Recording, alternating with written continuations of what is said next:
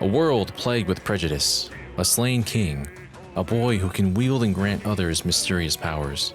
Metaphor ReFantazio comes from the creative minds that brought us the unique worlds of not just Shin Megami Tensei and Persona, but also other highly regarded properties like Evangelion and Nier Automata. What kind of game has this collaboration between such people inspired in this new pillar of Atlus's main series? They were kind enough to invite me all the way out to New York for an early preview event to give me a better idea as to what we're in for. Hello everyone! So good to see you. My name is Daniel, and this is our first deep look into Metaphor ReFantazio. I was able to sit down and experience the first 2 full hours of the game. Those who have played any games by Atlus know that 2 hours is pretty much nothing compared to the breadth of these titles. So I'll be going through just some of the aspects of the story and battle system to help give you a better idea of what we're in for with this game. Because in all honesty, I think we're in for something that people will be talking about for a long time.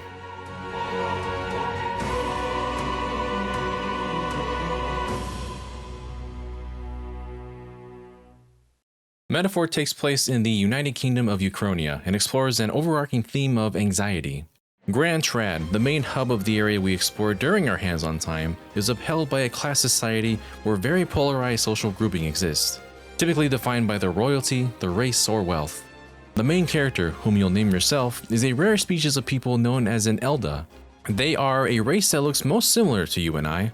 They're also, however, looked down upon, and you're advised to keep your head down and blend in as best as you can by your fairy companion, Gallica. She plays the role of a guide of sorts, as well as essentially the mascot of Metaphor. She shares a unique bond that has not yet been explained and bounces conversation off your main character regularly. And I mean that because he also, in fact, does speak. Right. What am I doing again? Oh, I don't know. The mission that's more important than our own lives?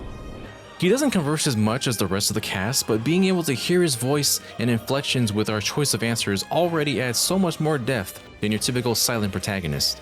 This is just one of the many small changes that helps differentiate Metaphor from Shin Megami Tensei or Persona. You and Gallica are on a mission to find a specific person, and on the way to Grand Trad, you're thrust into the wastelands. I thought this was our first opportunity for battle, but it is very dangerous out here. This introduces how threatening the outside world is, and you need to weave through the wildlife until you make it to civilization. I know this has been explained in trailers prior, but I love how you contextually are hearing music in the game through Gallica's magic. It makes those first steps from the wastelands to civilization very memorable. The music is being composed by Atlus veteran Shoji Meguro, his career highlighted with the Persona series.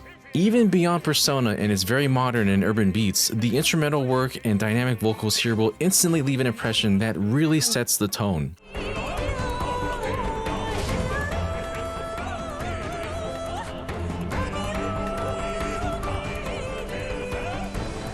Shoji Meguro and his music is truly like a fine wine. His skills just keep getting better with age. Metaphor gradually introduces you to the world, from the people who help run businesses in Grand Trad to the brutality towards the lower class. On your first visit, you also meet one of your first companions, Stroll, a noble who curiously wants to apply for the military. The characters truly stand out from their visual design, voice direction, and overall personality. This community really feels alive, and Stroll is no exception. You're eventually paired up on your first mission together once you too apply for work. This gives you the first look at the world map and the royal capital vicinity. I am always a sucker for seeing maps like this. It gives you an idea of the scope of the journey to come, and there's something about contextually knowing where and when everything's happening that's just satisfying to me. Not sure if that's just a me thing. But as you can tell, Grand Trad is at the heart of this map, and based on the intro to the United Kingdom of Uchronia, there's going to be a lot of globetrotting in this tale. Your arrival at the pin destination marks your first forays into battle. It took me about 50 minutes or so to get into my first proper battle, which might seem kinda rough to some, but I was genuinely invested with the characters and story that it didn't even seem like that much time had passed. It also didn't help that I was really poking around and talking to others before I arrived here, so your experiences will vary. Regardless of when you get to this point, I'm sure you'll be more than ready for your first taste of combat. There are 2 modes of battle, the first introduced being what occurs out on the field. In many RPGs, you have an opportunity to enter combat by sneaking up on an enemy from behind for an advantage. That does occur here as well. You'll be able to start off battle with your enemy stunned for a turn. But the new fast battle system adds more layers to that. If an enemy spots you, you can attack them on the field as well as dodge and roll out of the way of oncoming assaults. Damage them enough to deplete their break gauge and they'll be stunned, giving your party an advantage by whittling down some of their health. This is when you enter a squad battle, the traditional turn-based battle system that we've come to expect from our beloved role-playing games. You often have the option to enter battle with the press of a button, but I kept on fighting for that advantage each time, whether I had the jump on them or not. This feels like an evolution of ambush attacks as seen in Persona 5. In that game, you simply have to press a button at the right moment while being sneaky. This time, the advantage you gain through fast battle not only feels more tactile, but also more rewarding. You'll even get bonuses at the end of battle if you emerge unscathed, so starting off a skirmish by stunning the enemy definitely proves worth your while in the long run.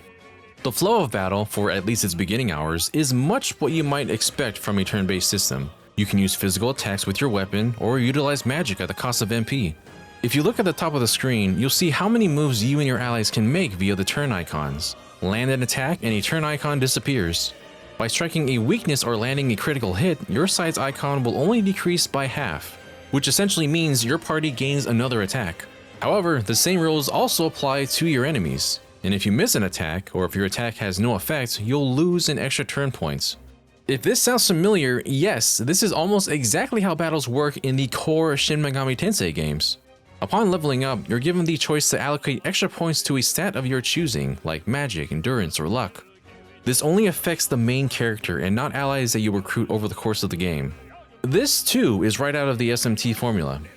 You'll also notice that you can't actually control Stroll at first. He'll only join you as a guest who will take actions on his own.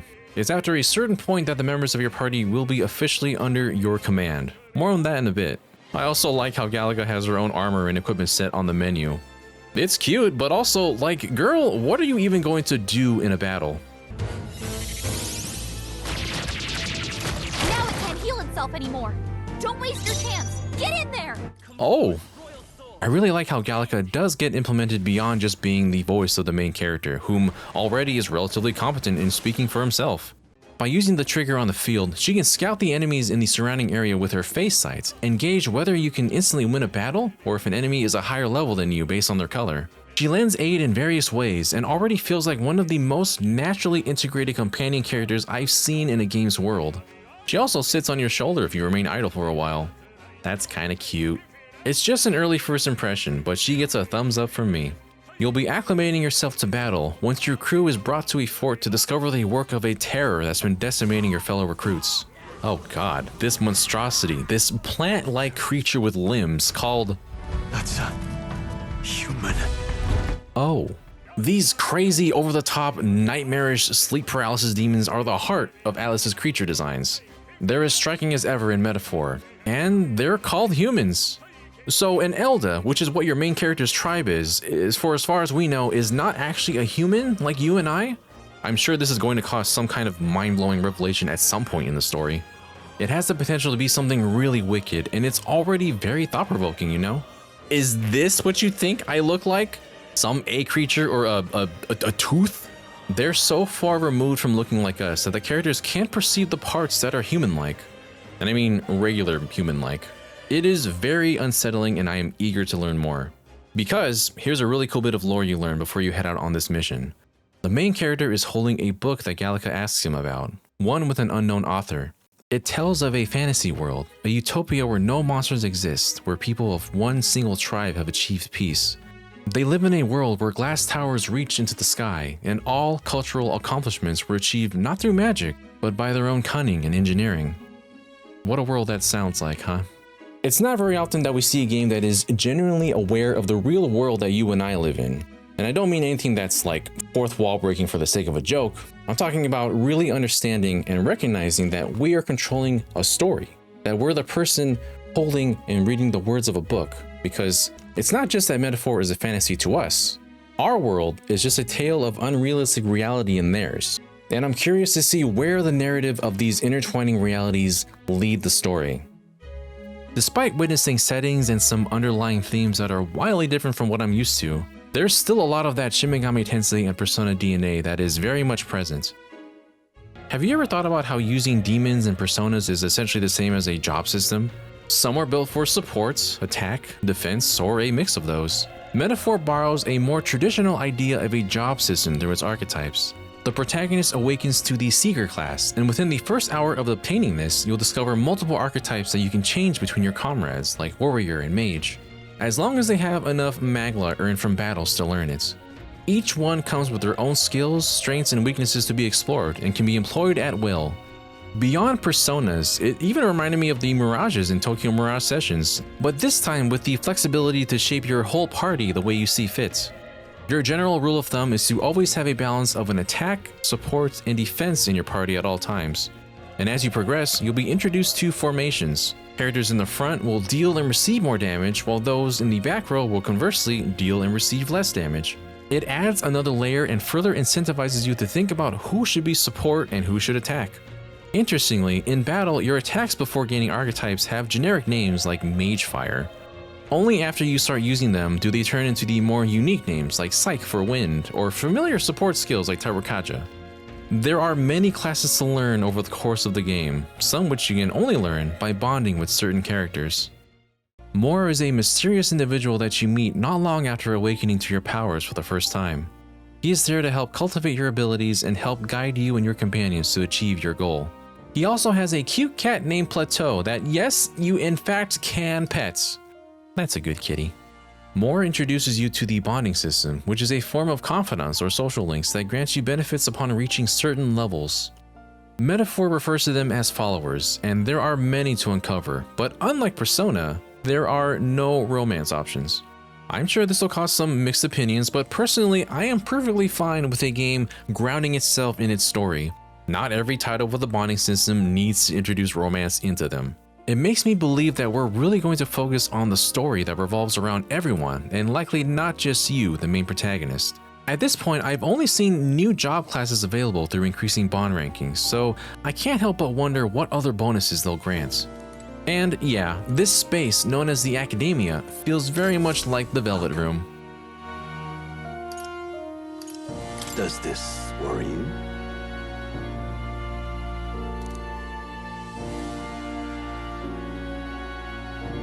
That's a good boy.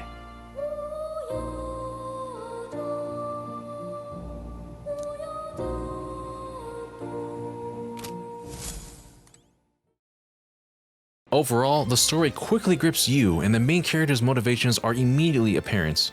From the main character's relationship with the prince and the book that he holds, to what the antagonists are like. We haven't even talked about Louis. From the very beginning, you know that Louis has slain the king, and there's now a bit of a struggle for power.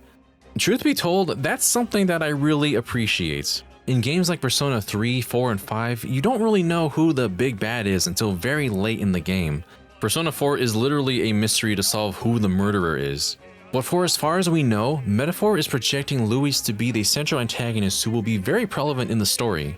He might end up getting one-upped by an even bigger bad later, but I don't think that's going to be the case here. Character designer Shigenori Soejima instead has stated that he wants players to view him as a second protagonist. What implications this could mean for the overall story, I can only hazard a guess. But those are very big words for a title giving off an impressive scope like this. And you knew this was coming from me. The user interface is a living, breathing work of art that integrates not only the dynamic style of the game, but also themes that are being carefully interwoven within. Nearly every section of the menu cleverly depicts a limb or a portion of the body of some sort. If you didn't notice, a part of Metaphor's visual identity is inspired by the Vitruvian Man by Leonardo da Vinci. It's the concept of the ideal body proportions that was discovered through geometry and mathematics, which has had several interpretations by artists and other forms of media over the centuries. Yes, it depicts the ideal human form. We are already connecting the dots, but what form will the completed image take? We can only wait and see. Even from a whole 2 hours with the game, there's still so many little things to unpack. If your main character falls in battle, the game won't immediately end as long as you have other active controllable party members. Oh, thank goodness. You can also retry any battle by pressing in the left stick. I love how the music will intensify with percussion whenever you're spotted by an enemy. The enemy saw us. Be a good god. I wonder if, since you're being channeled music into your head and everything is intrinsically tied to your body, this happens contextually because your character's heart rate increases? That is complete speculation on my part, but it would be really cool if that was the case. Everything functions on a familiar calendar system, so it's interesting to think that the events of the game do follow a set schedule of sorts. This is a very cool loading screen that I've only seen in Grand Trad thus far, but I hope there's more like it, cause look at it! So stylish! This game knows how stylish it is. Man, we got a sunrise stance? Oh, baby! The difficulty, if I can make my best assumption based on other Atlus games, might be somewhere between their other two series. It doesn't have the brutal opening area of a game like Shin Megami Tensei 4, for example. However, the open-ended functions of the Archetypes make me feel like it will be more challenging than Persona. You do have your classic range of difficulties to choose from, including Regicide. Oh, how thematic. And speaking of themes, man, you know those moments when your main party starts awakening to their powers? The adjacent method in which this happens for characters in Metaphor is metal as heck, and it got my heart racing. This is barely scratching the surface, and I've seen such hype-inducing moments that sends chills through my core. My home and my family were taken from me. I am the last of my house. I am the last of my noble bloodline. And in the name of my people, I will strike you down where you stand!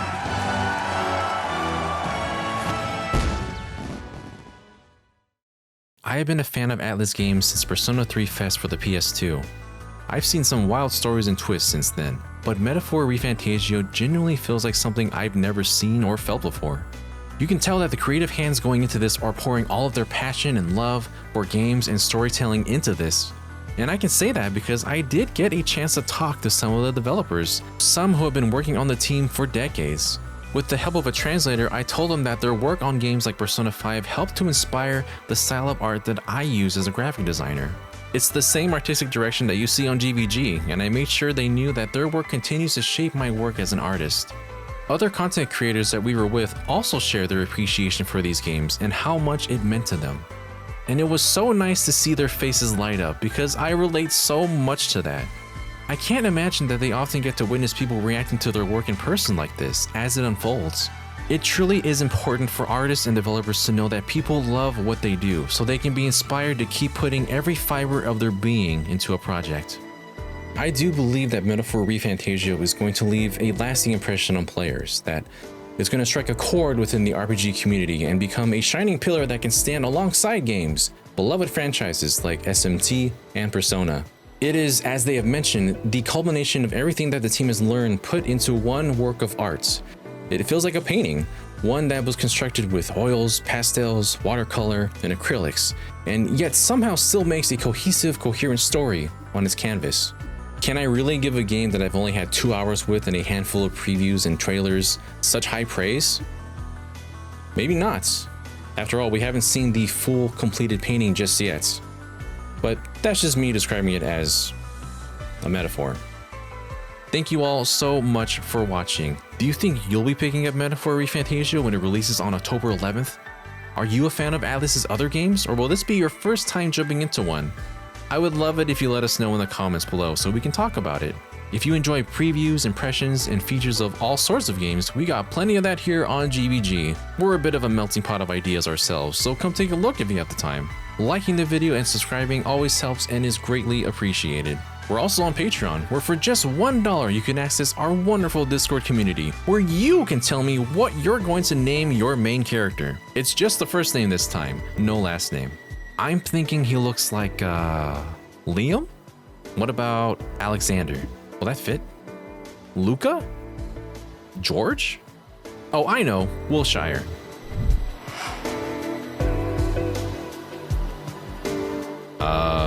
Lincoln?